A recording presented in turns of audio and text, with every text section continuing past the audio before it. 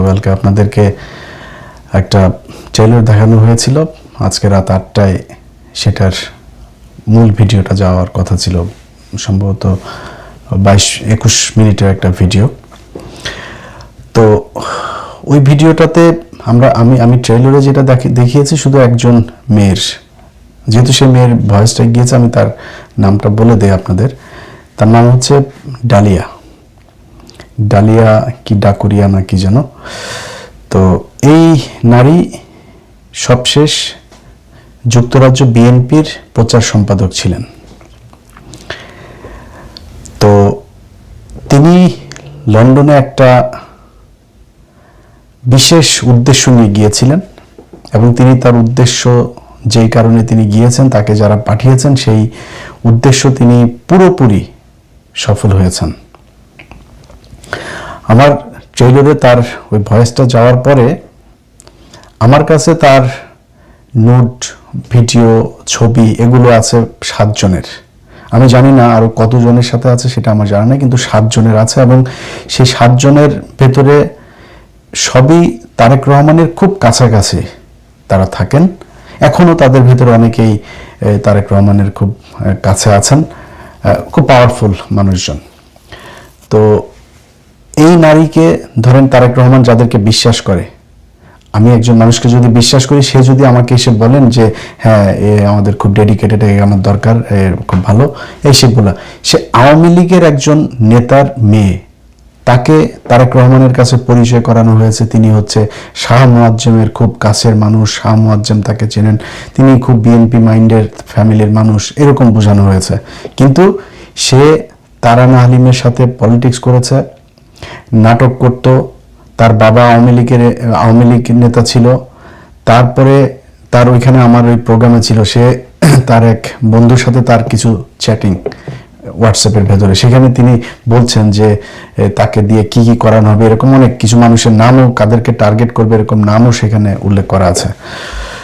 তো এই নারীর যতটুকু গিয়েছে গতকালকের কয়েক সেকেন্ডের যে ভিডিওতে, সেটা দেখার পরে আমি আজকে সারাদিন ধরেন বহু এই গেল 3-4-5 মাসে যেসব বিএনপির অনেক মানুষজন আমার কাছ থেকে খুব দূরত্ব বজায় রাখতেন, তাদের ভেতরেও 2-1 ফোন করেছেন। কেউ কারোর ভাই, বন্ধু, খালা, এরকম নানান জনকে দিয়ে ফোন দিয়েছেন। একজনের পিএস ফোন দিয়েছেন।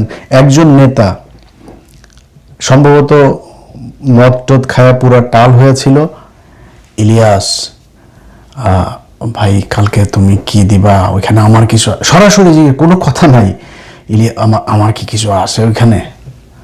তা আমি তারা জিজ্ঞেস করলাম যে ভাই আপনার কিছু আছে নাকি, এরকম কিছু থাকার চান্স আছে নাকি বাইরে? আমার সত্যি কথা, তার কোনো কিছু এই জায়গায় নাই, অথচ সে আমাকে এটা জিজ্ঞেস করছে। তখন আবার সে আবার বললো যে বলে না, সে বলতেছে যে আমি খুব, তুমি তো জানো আমি কত ডেডিকেটেড, হ্যাঁ তুমি দেখছো 2011-12 সালে আমি কতটুকু ডেডিকেশন, আমার কত নির্যাতন, আমি কিন্তু সত্যি সত্যি একজন খুব ত্যাগী একজন নেতা। আমি বললাম ভাই আমি তো সবই জানি আপনার ব্যাপারে। না তুমি তো মাঝখানে আমার অডিও একটা দিয়ে দিলা। আমি বললাম অডিও দিছি কেন? তার 2 দিন আগে আপনি 71 নিয়ে জ্বালাময়ী এক ভাষণ দিয়েছেন। আমি তো ভাই আমার বক্তব্য তো পরিষ্কার, এই 71 নিয়ে ভাই 71-এ কে ভালো ছিল সব ভুলে জানো, 71 বাদ দিয়া এই দেশ সামনে যাইতে হবে। সামনে কেমনে যাওয়া লাগে, পৃথিবীর কোনো দেশে এই তাদের স্বাধীনতা, মানে বেশিরভাগ দেশই তো স্বাধীন হয়ে, আমেরিকাও স্বাধীন হয়েছে। আমি তো আমেরিকার স্বাধীনতার কথা, কে পক্ষের বিপক্ষের বহু পরের কথা, স্বাধীনতা নিয়েই কোনো আলাপ থাকে না। তো আপনাদের ভেতরে এত কামড়াকামড়ি থাকে, তো তারা বললাম আর কি। আমি বলছি ভাই আপনি নিশ্চিন্তে ঘুমান, আপনার কোনো কিছু নাই ওইখানে। এরপরে আরো বহু জায়গা থেকে ফোন টোন এসে, বহুত গুরুত্বপূর্ণ জায়গা থেকেও ফোন এসছে, অনেক বিএনপির বড় বড় নেতা। এখন সমস্যাটা দেখেন, সমস্যাটা হলো এই মহিলার সাথে যার আছে, আমার কাছে 7 জনের আছে, এরকম আরো কত 7 জনের তার সাথে আছে, হয়তো আমার কাছে আসে নাই। এই সবাই তো তাহলে তার কাছে ধরা। আপনি আমারে ভয় পাচ্ছেন যে আমি এখন এটা দেখাই দিব মানুষের কাছে। ভাই আমি দেখাই দিলে তো আপনি ওপেন হয়ে গেলেন যে ওকে ঠিক আছে, এখন দেখে ফেলছে, এখন আর ওর সাথে আমার কোনো সম্পর্ক নেই। বাট আমি যদি না দেখায় ওইটা গোপন থাকে, সেই মেয়ে যে আপনাকে ব্ল্যাকমেল করে, সেটা আপনি সেখান থেকে উদ্ধার হবেন কিভাবে? তার তো একটা উদ্দেশ্য আছে, সে কোন দেশের গোয়েন্দা সংস্থা, কোন দলের সে এজেন্ডা বাস্তবায়ন করতে সেখানে গিয়েছে, সেগুলো যদি করে, এটা তো আমার দেশের জন্য বিশাল সমস্যা। এখন আমাদের এই নেতাদের চরিত্র যদি এটা হয়, ভাই আপনার যদি বিয়ে করতে মনে চায়, আপনার ওয়াইফের সাথে যদি আপনার না হয়, আপনি আরেকটা বিয়ে করেন, দুইটা আল্লাহ তো আপনাকে সুযোগ দিয়েছে, এর চাইতে তো বড় কিছু নেই। আপনি সমাজে আপনাকে দেখাইতে হবে, হ্যাঁ আমি তো, আমার কোনো সমস্যা নাই, ভেতরে ভেতরে আপনি বিভিন্ন জনের কাছে আপনার বেচি বিক্রি করে দিয়ে বসে আছেন, এটা আমার দেশের জন্য সমস্যা। তারপরেও আপনাদের প্রতি শ্রদ্ধা দেখায়া আমি আজকে সেই ভিডিওটা দেই নেই। কিন্তু আমি কিন্তু জানি আমার এখানে যে কজন আছে, আমি তো জানি কে কে আছে সেইখানে। এটা শুধু একটা ইনসিডেন্ট, এর বাইরে আরো 2-3টা নারীর, এর মধ্যে কি বলবো বলেন, এবার হয়েছে আপনার সংরক্ষিত মহিলা আসনের এমপি, আমি জানি না কতজন, তাদের ভেতরেও 2 জনেরই ছিল। এই যে বিনিময় প্রথার মাধ্যমে আপনি যে তাকে যে এই বিনিময় দিয়ে, অনেক ত্যাগী মানুষ আছে যারা রাস্তাঘাটে, একজন মহিলা যুবদলের এক নেত্রী, তার সাথে আমার কথা হয়, ভাই তার অনেক ভিডিও ছবি এগুলো এই সোশ্যাল মিডিয়াতে আছে, সে বিশাল ত্যাগী একজন নেত্রী। তার সেই ভিডিও, সেই অডিও, এই ছবি টবি সেগুলো থাকার পরেও জেল খেটেছে, রিমান্ডে গিয়েছে, যখন কেউ ছিল না তখন খালেদা জিয়ার পাশে গিয়া বসেছিল, খালেদা জিয়ার সাথে মামলার আসামি। এরকম নারী পর্যন্ত এখন অবহেলিত, বিএনপির বহু মানুষ আছে অবহেলিত। আপনি মনে করেন না যে যারা কিছু করে নাই, যার কোনো অবদান নাই, তারপরেও তার পদ দেওয়া হচ্ছে, এমনিতেই দেওয়া হয় না। এর পেছনে কারণ আছে, কোনো না কোনো জায়গায় নেতা ধরা আছে, যে কোনো এক নেতার মাধ্যমে সে এসে তারপরে এই পদটা বাগায়।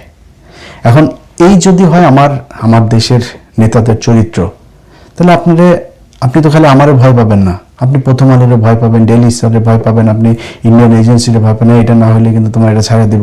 তাহলে এখান থেকে আমরা উদ্ধার পাবো কেন? আমার এই দেশ, এটা স্বাধীনতাটা থাকবে কেন? কারণ আপনারা তো দেশ পরিচালনা করবেন, দেশের বিশাল গুরুত্বপূর্ণ এই সিদ্ধান্ত আপনাকে নিতে হবে। আপনার যদি নাকি এরকম কারোর প্রতি পিছুটান থাকে, কোনো ঘটনার প্রতি পিছুটান থাকে এবং আপনাকে দিয়ে কাজ করানো যায়, তাহলে তো এই দেশে স্বাধীনতা থাকবে না। অতএব আপনাদের কাছে আমার যেই অনুরোধ যেটা থাকবে, ভাই এরকম যদি থাকে, আমার কথা হলো, মানুষ পৃথিবীতে কেউ ফেরেশতা না। আপনার শয়তানের ইয়েতে পড়ে যেমনি হোক, আপনি কোনো একটা কারণে, আপনি কোনো এক নারীর সাথে আপনার কোনো কিছু আছে, আমরা এটা মাইন্ড করব না ভাই। বাংলাদেশের যদি বলেন যে 99.9% নেতা টেতা যারা আছে, যারা পলিটিক্স করে, সব ধান্দাবাজি করে, আমরা সবাই জানি। আপনারা যে চুরি করেন, কারোর ব্যবসা নাই, চাকরি নাই, কোনো কিছু নাই, ছেলে মেয়ে সব আমেরিকায়, অস্ট্রেলিয়া, কানাডাতে পড়াশোনা করেন, কেমনে করেন এটা আমরা বুঝি না কিছু। আপনি চোর, এটা আমরা সবাই জানি, এবং এটা খুব গর্বের সাথে আপনাদের বলতেও মনে হয় সমস্যা হয় না যে একটা প্রজেক্ট থেকে 20 কোটি টাকা হইলে সেখান থেকে 10 কোটি আপনি খাবেন, 5 কোটি দিয়ে কাজ করবেন, 5 কোটি মন্ত্রণালয়ে দিবেন, উপরে দিবেন, দলের দিবেন, দিয়ে তারপরে পুরা লুটপাট করে খায় নিচ্ছে। আমরা তো জানি আপনারা অসৎ মানুষ, তো জানলাম, নাইলে ধরেন আপনারা দুশ্চরিত্র, এটাও জানলাম, সমস্যা কি, মাফ করে দিলাম, বলেন জীবন আর করবো না। যাদের আছে, হয় রাজনীতি থেকে সরেন, নাইলে এটা স্বীকার করেন, করে আপনারা নিজেরাই বলেন যে আমি পিছনে কিছু ভুল ছিল, বলারও দরকার নেই যে পিছনে কিছু ভুল ছিল, আপনাদের দেশবাসীর কাছে ক্ষমা চাই, জীবনে এরকম আর হবে না। এটা যদি না করেন, তাহলে আমরা এখান থেকে উদ্ধার পাবো কিভাবে? আমরা একটা কিছু বললে, ধরেন বিএনপির অনেক আমাদের দেশের পাতি নেতা আছে, এখানে আমেরিকায় থাকে, কয়েকদিন আগে জর্জিয়াতে একটা প্রোগ্রাম হয়েছে, সেই প্রোগ্রামের ভেতরে সেখানে যা বলছে যে ইলিয়াস সে আমেরিকাতে থেকে তারপরে দলের বিরুদ্ধে কত কিছু করে, এটার ব্যাপারে আমরা আইনগত কোনো ব্যবস্থা নিতে পারি কিনা। শালার পোত, বিএনপি শিখাস আমারে, তুই আমার বিএনপি শিখাস? তোরা এখানে বহুত নেতা আছে, সবাইরে বলছি না, এখানে বহুত নেতা আছে, বলছি ভাই একটা প্রোগ্রামে আসেন না। ভাই ইলিয়াস ভাই একটা তথ্য দিচ্ছে, ধরেন ভাই আমার কিন্তু কোট করেন না। কেন ভাই? আমার একটু দেশে যাইতে হবে। তোর খালি দেশ আছে, তোর মা আছে, তোর বাপ আছে, তোর ভাই আছে, বোন আছে, আমার নাই? আমি সাফার করি নাই? আমি আমার মা বাবা ভাই বোন আমি এগুলো রাখি এখানে আমি ডেডিকেশন দেখাই নাই? আমি যে পরিমাণে ডেডিকেটেড ছিলাম, তুই তার চাইতে বেশি ছিলি। আমি তারেক রহমানের নিয়ে বাজে কথা বললে, খালেদা জিয়ার নিয়ে বাজে কথা বললে বলতে পারতাম না? বলছি নাকি? গেল 15 বছর কি আমার কি কেউ ধরে রাখছিল? বরং তারেক রহমান খালেদা জিয়ারে নিয়ে বললে সরকারের থেকে আমার যে চাপ ছিল আওয়ামী লীগের থেকে, সেই চাপ আরো অনেক কমে যাইতো। এরকম বলা হয়েছে, ভাই একটা বাড়ি দেখেন, লং আইল্যান্ডে একটা বাড়ি দেখেন ভালো দেখা, এখানে বউ বাচ্চা নিয়ে আসছেন, ভাই ঝামেলা করার দরকার কি আপনার? এরকম অফার এসছে, একদম বহু বড় বড় জায়গা থেকে অফার এসছে। এগুলো তো ভাই আমরা মানি না, এগুলো তো নেই, এই ডেডিকেশন দেখাইনি আমরা, আমাদের দেশে যাইতে ইচ্ছা করে না মনে হয় না আপনার? আপনি খালি জমিদারের বাচ্চা, আমরা কি ফকিন্নির পোলা পান? জীবনে কোনোদিন মানে একটা কাজ করে খাইছি কোনোদিন বাড়িতে? আমরা কি অসচ্ছল পরিবারের সন্তান নাকি? আমাদের কিছু নাই, দেশে যাইতে মনে চায় না, যাইনি। সে আজকে বলে যে আইনগতভাবে বিএনপির নিয়ে বলছি কি রে? বিএনপিকে নিয়ে বলছি কি এখন পর্যন্ত? নির্বাচনের আগে আমি একটা দলকে পছন্দ করতেই পারি, আমি একটা দলের পক্ষে কেন বলছি সেটা জানেন না, কোন পরিস্থিতিতে বলছি সেটা জানেন না। আপনার যারা বিএনপি করেন তাদের ভেতরে অনেকেই মনে মনে বুঝেন তো যে আপনি কেমনে কেমনে আপনাকে বঞ্চিত করা হয়েছে। তা আমি, আমার সমস্যা ইন্ডিয়ার ব্যাপারে, আওয়ামী লীগের ব্যাপারে আপনারা নমনীয়তা দেখিয়েছেন, আমি আপনার অপোজিশনের দলকে আমি সাপোর্ট দিয়েছি, তো এটা নিয়ে এত রিয়েক্ট করার কিছু নাই তো। এখন এই যে দল ক্ষমতায় এসে কই তারেক রহমানের নিয়ে কিছু বলছি নাকি? বিএনপির বিরুদ্ধে, দেশের বিরুদ্ধে কিছু করছি নাকি? কিছু করি নাই। এগুলো সহজভাবে নিয়েন সবাই। ফারজানা রূপা আর ওই মুজাম্মেল বাবু হয়ে গেলে তাহলে তো তারেক রহমানও একদিন শেখ হাসিনা হয়ে যাবে। সো আপনার সমালোচনা নেন, আপনার সমালোচনা যদি নাকি মনে করেন, এদিন সালাউদ্দিন সাহেব উনি সংসদের ভেতরে বললেন খুব মানে টিপায়া টিপায়া, তারপরে বললেন কি যে এখানে আইনমন্ত্রী আছেন, আইনমন্ত্রী বিষয়টা দেখবেন, যারা সোশ্যাল মিডিয়াতে শুধু দেশে মানে একদম সরাসরি আর কি নামটা খালি ধরে নেই, নাম বলতে চাই না, নাম বললে আবার গালাগালি করবেন, কিছু লোকজন আছেন দেশের বাইরে দেশের ভেতরে, তারা সোশ্যাল মিডিয়াকে ব্যবহার করে আমাদের। আচ্ছা সালাউদ্দিন ভাই, আপনারা আমি গালাগালি করিনি তো, আপনারে বরং পিনাকি ভট্টাচার্য আপনার গালাগালি করেনি। আপনার নাম হয়েছে শিলং সালাউদ্দিন, আপনার নাম হয়েছে সালাউদ্দিন, কেন হয়েছে আপনি একটা জবাব দিয়ে দেন। আপনি কেন দেশে আসার পরে এই গুম কমিশনে যায় আপনি রিপোর্ট করেন নাই? আমার পোস্ট করার 2 দিন পরে যায় কেন আপনাকে এই গুম কমিশনে যাইতে হইলো? আপনি কেন এস আলমের গাড়িতে চড়ে বাড়িতে ফিরলেন? আপনি কেন ইউনাইটেড গ্রুপকে আপনি শেল্টার দেন? এগুলো জবাব দেন, এগুলো জবাব দিলেই তো হয়ে যায়। আমরা তো আপনার বিরুদ্ধে, আপনার আজকে সোশ্যাল মিডিয়াতে ব্যবহার করে আপনাকে নাকি খুব খারাপ কথা বলে ফেলছে। আমরা হাসিনাকে নিয়ে যে ভাষায় কথা বলেছে, হাসিনার বিরুদ্ধে যেভাবে কথা বলেছে, তখন তো ইন্ডিয়াতে বসে আমাদেরকে ফোন করতেন, ইলিয়াস এই সাবজেক্টটাকে এইভাবে নিয়ে আসো, এইটারে এই করো, এইভাবে করো। তখন তো আবার ভালো লাগতো ইলিয়াসরে, তখন ইলিয়াসের ইউটিউব চ্যানেল, ফেসবুক পেজ সবই ভালো লাগতো। তখন কেন ফোন করতেন? তখন ফোন না করতেন, তখন বলতেন ইলিয়াস দেখো এইভাবে এই শেখ হাসিনারে এইভাবে বাজেভাবে কথা বলো না, ওনার একটু সম্মান দিয়ে, প্রধানমন্ত্রী ওনাকে একটু সম্মান দিয়ে কথা বলো। তখন বলেন নাই? এখন সোশ্যাল মিডিয়া আপনার হয়ে গিয়েছে ভাই, মানে এত দ্রুত বুক পুষা ফেলে। আপনার সাথে সালাউদ্দিন ভাই, আপনার সাথে আমার ব্যক্তিগত কোনো সমস্যা নাই তো, আপনাকে আমি সম্মান করতাম, প্রচন্ড সম্মান করতাম। বহুত ব্যস্ততার ভেতরে আপনি কখনো ফোন করলে আমার ফোনে পান নাই, এরকম খুব কম হয়েছে। তা আপনার সাথে আমার এত ভালো সম্পর্ক খারাপ হইলো কেন? আপনি নিজেকে বিক্রি করেছেন, আমি ইলিয়াস হোসেন বিক্রি হই নাই কারোর কাছে। এই জন্য আপনার সাথে আমার এখন সমস্যা হয়েছে, এখন আপনার সমালোচনা শুনতে ইচ্ছা করে না। আপনাদের সবকিছু এখন বিরুদ্ধে যায় কেন? আপনারা কেন এই হাদির বিরুদ্ধে চলে যান? আপনারা কেন হ্যাঁ ভোটের বিরুদ্ধে চলে যান? আপনারা কেন আওয়ামী লীগ বিএনপি ভাই ভাই হয়ে যান? আপনারা কেন এই এস আলমকে আবার ফের ব্যবসা করার জন্য, আপনার দেশের ভেতরে প্রতিষ্ঠিত করার জন্য আপনারা কাজ করেন কেন? এত কিছু আপনার জনগণের বিরুদ্ধে যায় কেন? এটা আমি একা না তো, সারা দেশের মানুষ। একটু চোখ কান বুঝা খালি বট টট বললে হবে না। এগুলো সেম কথাগুলো আওয়ামী লীগ বলতো, বট বাহিনী, এরা এই সোশ্যাল মিডিয়াতে আসে, বাস্তবে নাই। জুলাইতে দেখিয়ে দিয়েছে না বাস্তবে আছে কি নাই। অতএব আপনাদের প্রতি আমাদের কোনো ক্ষোভ নাই। এই যে আজকে যে সম্মান দেখাইলাম না, এই সম্মান কেন দেখিয়েছি? এই সম্মান দেখানোর একমাত্র কারণ, আমাদের মনে হচ্ছে যে তারেক রহমান ঠিক লাইনে আছেন। তারেক রহমান বাংলাদেশের সার্বভৌমত্বের প্রশ্নে তিনি আপোষহীন। খালেদা জিয়া যে রাস্তায় ছিল তিনি সেখানেই থাকবেন। অনেক কিছু এদিক ওদিক আমার আগের ভিডিওগুলোতে আমি বলেছি, ওই বিস্তারিত ওই আলাপে যাচ্ছি না। সেই জন্য মনে করি যে ঠিক আছে, ওই জায়গাটা যদি ঠিক থাকে তাহলে সব ঠিক।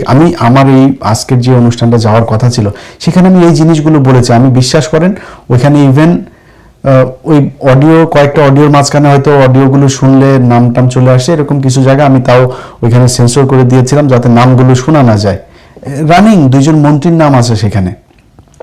তারপরে লন্ডনে থাকা তো 7জন মানুষের মধ্যে 6জন হচ্ছে লন্ডনে থাকতো, এবং তাদের সাথে তারেক রহমানের খুব ভালো সম্পর্ক। এটা তো খুব ঝুঁকিপূর্ণ। তাদেরকে দিয়ে তো তারেক রহমানকে অনেক বড় ক্ষতিও তো করাইতে পারে, কারণ এই জিনিস যদি হাতে থাকে সে বাধ্য হবে তারেক রহমানের কোনো ক্ষতি করতে। আমরা সেই জায়গাগুলোই চেয়েছিলাম যে এইটা যদি আমি দেই তাহলে অন্য নেতারা হবে, এবং কিছু কৌশলও সেখানে বলা ছিল, এই জায়গাগুলো আমি করব। তো যেহেতু মানে এমন কিছু খুব মানে আমার খুব কাছের মানুষ, যাদেরকে খুব সম্মান করি, যাদের কথা শুনি, এরকম কিছু মানুষজন বলেছেন, এবং তাদের কারণে আমার আজকে ইয়েটা করলাম না। এবং আমি সত্যি কথা আমি বলি, দেখেন আপনারা নিয়ে আমার মানে বাজে কথা বলে তো লাভ নেই। আপনারা নিয়ে আপনার উলঙ্গ ভিডিও, উলঙ্গ ছবি দেখে আমার কোনো লাভ আছে নাকি? আপনার কি মনে হয় আমার কাছে কোনো কিছু নাই? আমার কাছে কোনো কিছু আগেও ছিল না, তা আপনারা দেখাইছি? দেখায়নি। কেন দেখায়নি? দরকার নাই। কারণ আপনি দেশের বিরুদ্ধে যখন যাবেন তখন আপনার যা মনে চাই তাই। হারুনের যেদিন কিনা করে, এই যে 6জন আটক ছিল, এই যে নাহিদরা যে 6জন, ওনাদের মধ্যে তো একজন বলেছে যে ভাই আপনি যখন হারুনের ন্যাংটা ভিডিওটা করলেন, হারুন আর আমাদের এইসব নিয়ে নেই। হারুন খালি দেখি ওরে ফোন দেয়, ওই বিভিন্ন আপনার এই সোশ্যাল মিডিয়া যারা এক্সপার্ট আছে তাদেরকে ফোন দেয়, এই ভিডিও নামাও, ওই ভিডিও নামাও, এগুলো নিয়ে ব্যস্ত। হারুন নিজে ফোন দিয়েছে পরে। আমার মনে আছে আমি বাচ্চাদের নিয়ে এক সুইমিং পুলে তখন ফোন দিয়েছে যে ভাই আপনি প্লিজ, ফেসবুক থেকে সব সরাই ফেলছে তারা, শুধু টেলিগ্রাম চ্যানেল, আমার টেলিগ্রাম চ্যানেল ছিল ওইখানে দেওয়া ছিল, ওইটা সে সরাইতে পারে না। এইটার জন্য ভাই প্লিজ এটা একটু ভাই সরাই দেন ভাই, এটা AI ভিডিও বানানো। তখন তো হারুনের ভিডিও দেওয়ার পরে খুব মজা লাগছিল। হারুনের ভিডিও দিয়েছি কারণ হারুনের সাথে আমার ব্যক্তিগত সমস্যা ছিল। হারুনের ভিডিও দিয়েছি কারণ হারুন ওই সময় মানুষ মারতেছিল, ডিবি বিভিন্ন জায়গা থেকে মানুষজনকে তুলে আনতেছিল, এই জন্য দিয়েছে। তো তখন তো মজা লাগছে, এখন মজা লাগে না। আমার এগুলো দিতে ইচ্ছাও করে না। এখন তো বয়স টয়সও হয়েছে, তাই না? এগুলো নিয়ে করা ঠিকও না।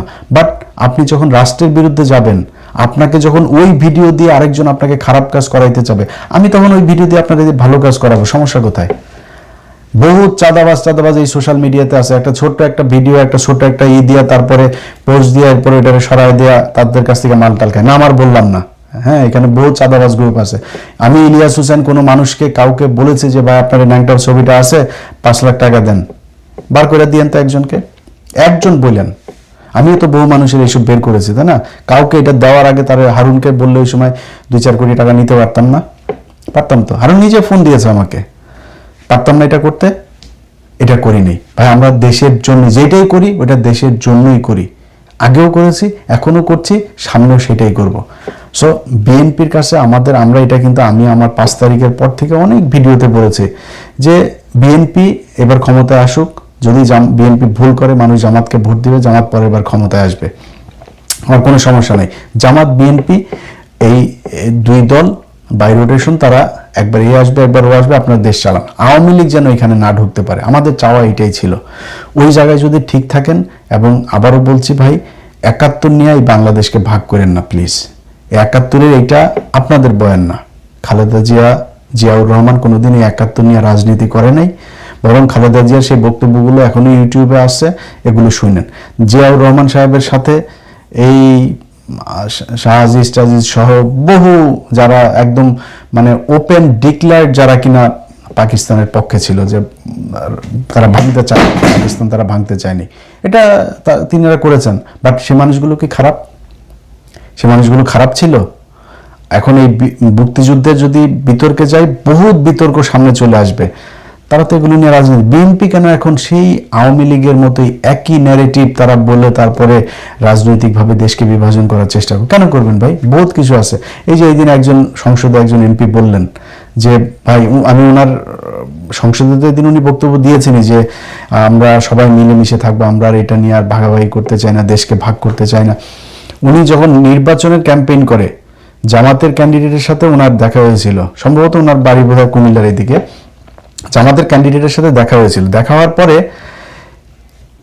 জনগণকে একটা দোকানের সামনে বলছে যে ভাই ওনাকে ভোট দিয়েন, নাহলে আমারে ভোট দিন, যাকে ভালো লাগে তাকে ভোট দিয়েন। ওনার সাথে আমি জেলে ছিলাম, জেলে থাকার সময় উনি আমাকে অনেক উপকার করেছেন। ভাই এত তাড়াতাড়ি ভুলে গেলে হবে না তো। আপনাদের ভিতরে এটাই থাকুক। জামাত ইসলাম যদি ভুল করে, তাদের কাছে অনুরোধ থাকবে এমন কোনো ঘটনা আপনারা করেন না যাতে আওয়ামী লীগ দেশের ভেতরে কোনো অস্থিতিশীল পরিস্থিতি বা তারা আবার ফের নতুন করে রাজনীতি করার কোনো কিছু, আওয়ামী লীগের এই দেশে রাজনীতি করার কোনো অধিকার নাই।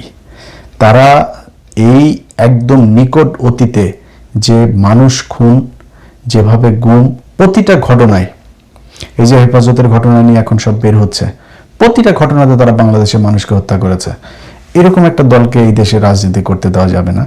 এই জায়গায় ঠিক থাকেন, আপনাদের কারোর প্রতি কোনো থাকবে না, কোনো ধরনের থাকবে না আপনাদের কাছে। ভাই আমি চাইতেও যাব না যে ভাই আমার এই দিন, এই যে আমার বাংলা এডিশন বন্ধ করে রাখছেন আপনি পোর্টাল, বাংলাদেশের বন্ধ, আপনাদের কাছে এখনো আমি সরকারের কাছে মানে বলিও নাই যে ভাই আমার করছেন, কারোর কাছে কোনো কমপ্লেন নেই, আপনারা তো বন্ধ করেন নাই, সো আপনাদের কাছে কোনো কমপ্লেনও নাই, কমপ্লেন করিও নাই। নিজের ব্যক্তিগত ব্যাপারে, আর্থিক ব্যাপারে ভাই আমরা কিছু করি নাই, আমরা এই দেশের কাছে কিছু পাই না, কোনো কিছু এখন পর্যন্ত কি কোনো কিছু, এই যে একটা সরকার গেল, কেউ বলতে পারবে যে কারোরে বলছি যে ভাই করে তারপরে এটার জন্য ভাই কিছু টাকা দিতে হবে, কারোর বলছি নাকি? কোনো পলিটিশিয়ানের কাছে যা চাইছি আমরা? চাই নেই, সামনেও চাবো না।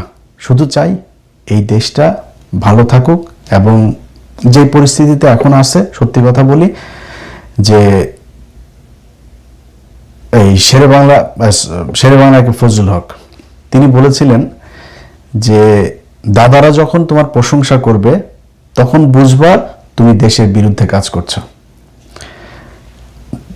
ইন্ডিয়া যখন বলছে যে এই সীমান্তে তারা কুমির ছাড়বে, সাপ ছাড়বে, তারপরে বাংলাদেশকে এক মাসের ভেতরে দেখে নিবে, আঙুল চুষবে না বসে বসে, এগুলো যখন বলবে তখন বুঝতে হবে যে দেশের সরকার প্রধান যিনি আছেন তিনি ঠিক লাইনে আছেন।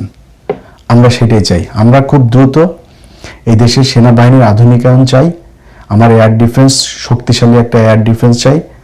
আপনার মাঠে মারামারি করার জন্য বাংলাদেশের 20 কোটি মানুষ আপনার জীবন দিয়ে দেবে, খালি এয়ার ডিফেন্সটা আপনি ঠিক করেন।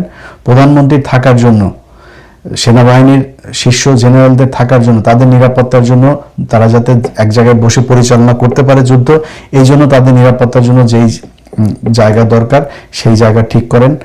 তারপরে বিডিআর এর নামটা দয়া করে পরিবর্তন করে দেন, আবার বিডিআর নাম দেন, দিয়ে তারপরে সীমান্তে তাদের শক্তিশালী করেন। আমার এই দেশের কোনো রাজনীতিবিদ কারোর প্রতি কোনো অভিযোগ থাকবে না। ইন্ডিয়ার সাথে আগের 2টা ভিডিওতে বলেছি, আবারও বলছি, ইন্ডিয়ার সাথে যুদ্ধ হলে আল্লাহ যদি বাঁচায় রাখে, কথা তো শুনবেন তাই না, সামনেও দেখবেন। ইন্ডিয়ার সাথে যুদ্ধ হলে আমি ইলিয়াস হুসাইন আপনাদেরকে কথা দিলাম, আল্লাহকে সাক্ষী রেখে আমি বাংলাদেশে আসব, এবং ওই যুদ্ধে আমি তো আর বিশাল জেনারেল না, আমি বিশাল মানে যুদ্ধ বিশারদ না, বাট আমার শক্তি যতটুকু আছে এই শক্তির সর্বোচ্চ দিয়ে আমি ইন্ডিয়ার বিরুদ্ধে মরতে চাই। অতএব অনেক কথা বললাম আপনাদের কাছে, আবারও সবশেষ অনুরোধ থাকবে, ভাই আমরা বিএনপির বিরুদ্ধে না, বিএনপির কোনো নেতার বিরুদ্ধেও না। আপনাদের যদি নাকি এইসব অপকর্ম দিয়ে, এইসব অশ্লীল কোনো জিনিস দিয়ে যদি কেউ জিম্মি করে দেশের বিরুদ্ধে কাজ করাইতে চায় বা আমরা দেখি করি, তাহলে কিন্তু ভাই কারোর মাপ দেওয়া যাবে না। এবং আল্লাহর হস্তে এই 71-71 এগুলো নিয়ে এই ঝামেলাগুলো বাদ দেন। এই দেশে কেউ স্বাধীনতা বিরোধী না, এই দেশে সবাই বাংলাদেশকে ভালোবাসে, আবার সবাই চোর। সো এখন নতুন করে চুরি টুরি বন্ধ করে কেমনি দেশটাকে সামনে নেওয়া যায় ওই চিন্তা করেন। 71 নিয়ে ঘাটাঘাটি যদি করতে চান তাহলে কয়জন মারা গেছিল সেটা বার করেন, কয়জন আসলে রেপ হয়েছিল সেটা বার করেন, কারা কোথায় এই রায়ের বাজারে কি পরিমাণে আপনার